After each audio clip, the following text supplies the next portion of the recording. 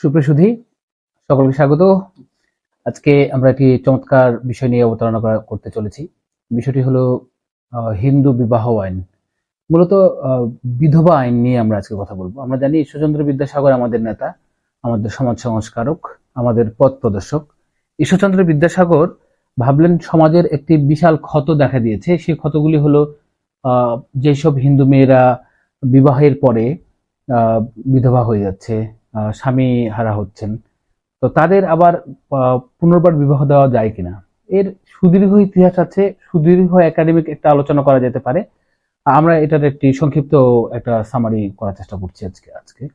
ঈশ্বরচন্দ্র বিদ্যাসাগর দেখলেন বিধবা বিবাহটা দেওয়াটা খুব জরুরি হয়ে পড়েছে, এবং সমাজে তখন তো ওই যে ধর্মীয় যে সংগঠনগুলো ছিল, মৌলবাদ বলতে বোঝাচ্ছে যে শুধু হিন্দু সমাজ ব্যবস্থায় বা হিন্দু ধর্মে যে মৌলবাদ থাকবে ব্যাপারটা এমন নয়।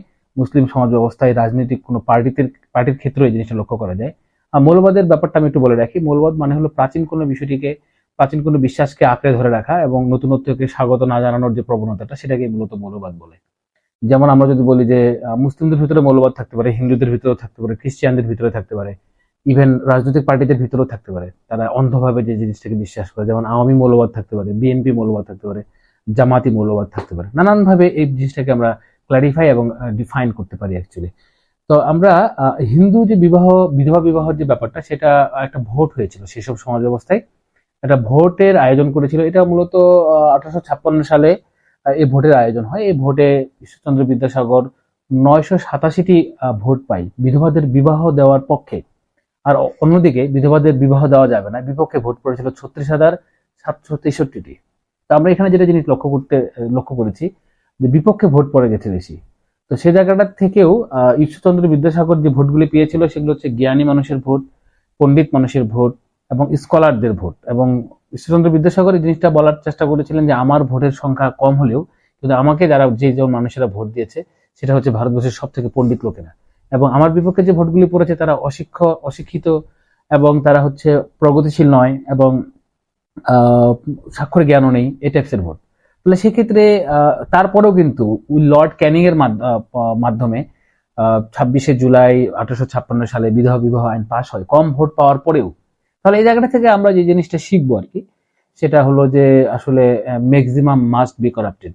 ম্যাক্সিমাম মানে যেখানে সংখ্যাটা বেশি, সংখ্যাগরিষ্ঠতা বেশি থাকবে, সেখানে করাপশনের সংখ্যাটা বেশি থাকবে। সেখানে গণতন্ত্রও কিন্তু সেখানে মুখ থুবড়ে পড়ে।